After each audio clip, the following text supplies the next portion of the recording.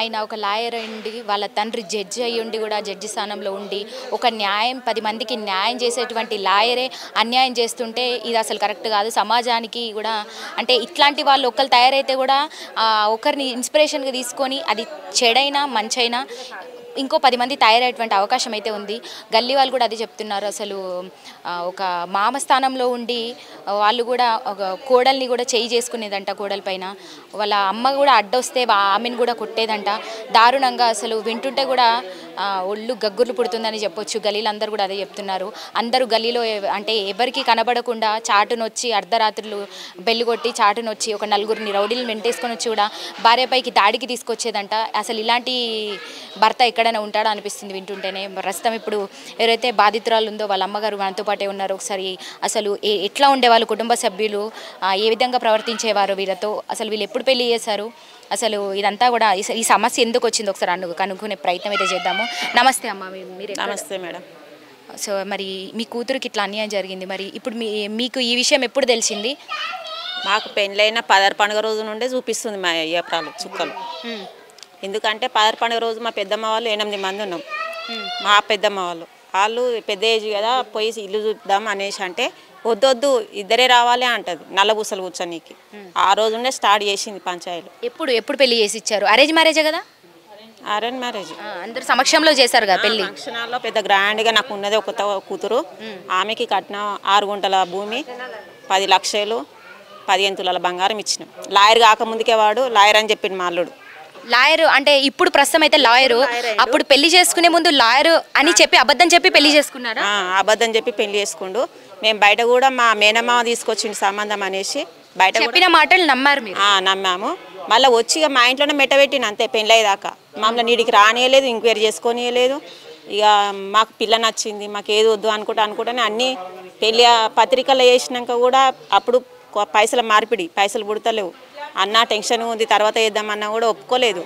కావాలేరా అయిపోవాలా అనేసి పెట్టిండు. కానీ పెళ్ళైనాక తర్వాత మాకు ఇవంతా ఆడపిల్లలు ఇక నెల తప్పిన కాండి ఇక మేమే చూపెట్టుడు, జ్వరం వచ్చినా ఏది వచ్చినా. మీరు ఏ ఊరు?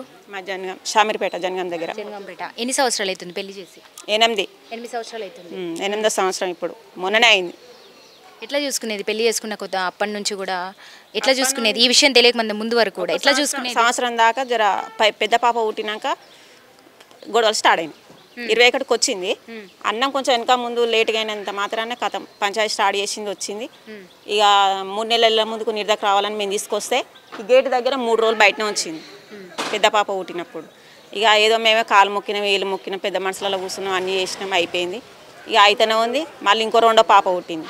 ఆ 2వ పాప పుట్టింది అని ఫోన్ చేయగానే ఆ టెంకలు కూడా రాలేదు, హాస్పిటల్కి రాలేదు, చూడలేదు, ఏది లేదు. ఎందుకని? పాప మహాలక్ష్మి అంటారు, తండ్రి చాటున పెరిగే అంటే కూతుర్ని చాలా మంది తండ్రులే ఇష్టపడతారు ఎక్కువ తల్లి కన్నా కూడా. మరి అదే కానీ ఈ ఫస్ట్ పాపే సెకండ్ పాపే మాకు వద్దు అన్నట్టుగా వాళ్ళు రాలేదు. 4-5 రోజుల తర్వాత వచ్చింది. 4-5 రోజుల తర్వాత వచ్చి వాళ్ళకి ఇచ్చిన మర్యాద వాళ్ళకి ఇచ్చినాము. ఇక అంత ముఖం మడుచుకున్నట్టుగానే ఉండేది. అప్పటి నుండి వాళ్ళకి ఏం కావాలి, అసలు వాళ్ళకి ఏం కావాలంట మీ కూతురు నుంచి? బాబు వారసురాళ్ళు వద్దు, వారసుడు కావాలి. అది వాళ్ళ మనసులో ఏముందో మనకు తెలియదు కదా. అంటే వాళ్ళ కూతురు అంటే ఒకటి, కొడుకు అంటే ఒకటి అనే ఒక వేరు చేసి చూస్తున్నారు.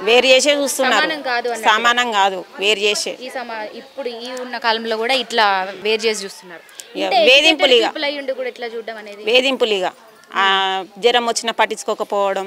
నా ఇంటికే తోలేదు జ్వరం. ఈవిడ ఇంత వస్తుందని చెప్పుకుంటాడు కదా, నా ఇంటికే తోలేదు. జ్వరం వచ్చినా, దగ్గు వచ్చినా, సర్ది వచ్చినా కూడా సరే అని అట్లా కూడా నేను అన్నిటికీ భరించుకుంటూనే వస్తున్నాం. ఏమన్నా లొల్లి ఎక్కువ పెడితే ఇంట్లో పిల్లల్ని వేసి కొట్టుడే. మేము బయట ఏమన్నా అడుగుడు చేసుడు చేస్తే తీసుకొచ్చుడు, ఇంట్లో వేసి కొట్టు. అంటే మీ నోరు మూయించడానికి మీ కూతుర్ని కొట్టి వేధించేది. సరే ఇక మేము ఏమనొద్దు, వాళ్ళు చక్కగా ఉండే చాలు అన్నట్టుగా మేము కొంచెం అడగకుండా కూడా కొన్ని రోజులు ఉన్నాం.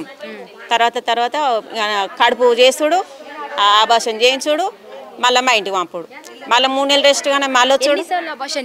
4 అబార్షన్లు అయినాయి ఆమెకు. ఇప్పటికీ 7 ఆపరేషన్లు ఉన్నాయి. 7 ఆపరేషన్లు పిల్లలుగా, 4 అబార్షన్లు, పెద్ద ఆపరేషన్లు. 2 పిల్లలు పుట్టిలే ఫస్ట్ స్టార్టింగ్లో, అవి 2 పెద్దవి.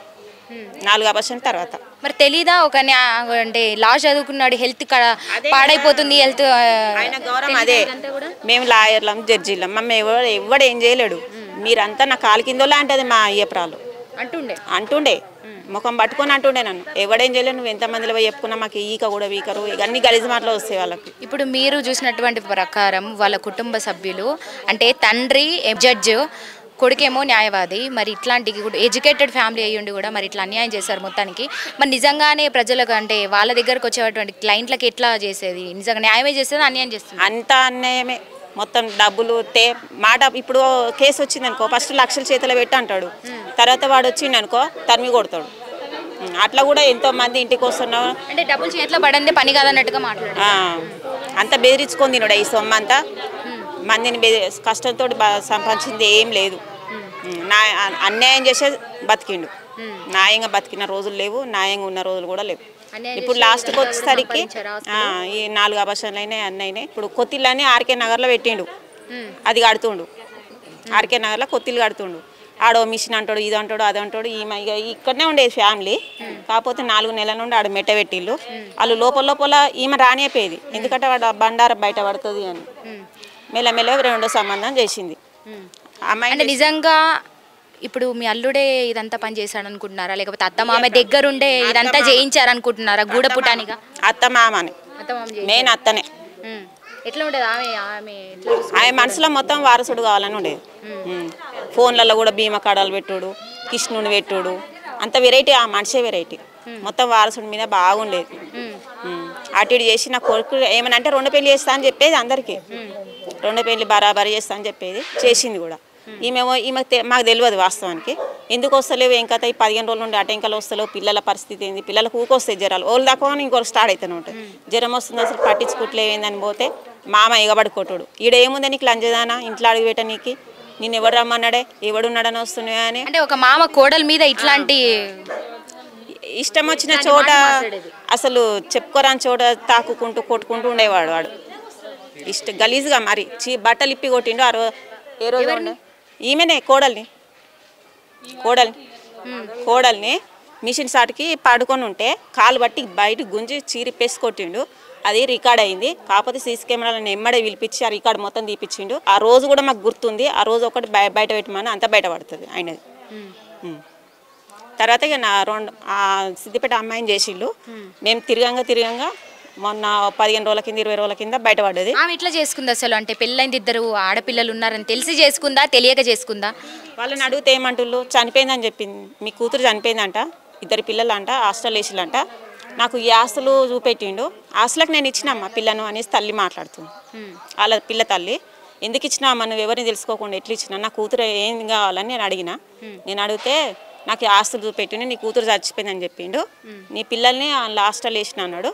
నాకు వారసుడు కొడితే ఇదంతా నీకే కదా అని చెప్పిడు.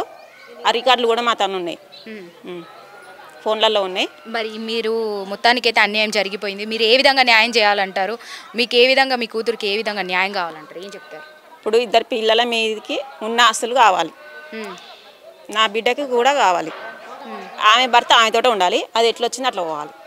ఇదే మాకు న్యాయం కావాలి. మరి ఈ మాటలతో చెప్పారా నువ్వు ఎట్లా వచ్చినా అట్లా వెళ్ళిపోవాలి, అది ఏది న్యాయం ఏది అన్యాయం ఇది అన్ని వాళ్ళకి మాట్లాడి మరి ఇదంతా చెప్పినాం. కానీ దానికి 3వ పెళ్ళి అంట. ఆ పోరికి చెప్పిందా? ఆమె ఒప్పుకుందా? అంటే వేరే సైడ్ నుండి తెలుసుకున్నాము. ఆమె చెప్పలేదు, వేరే సైడ్ నుండి తెలుసుకుంటే మాకు చుట్టాలన్నారు అక్కడ, మేము తెలుసుకున్నాం అన్నట్టు. ఇట్లా జరిగింది ఇంకా అంటే అది వదిలి వీళ్ళంతా కుమ్మకాయ ఉన్నారు ఇప్పుడు కూడా. అది 3వ పెళ్ళి. ఇంకా ఇంకో పెళ్ళి ఎట్లా చేసుకుంటుంది, 4వ పెళ్ళి వాడినే నమ్మోడు అన్నట్టుగా అది భావిస్తుంది.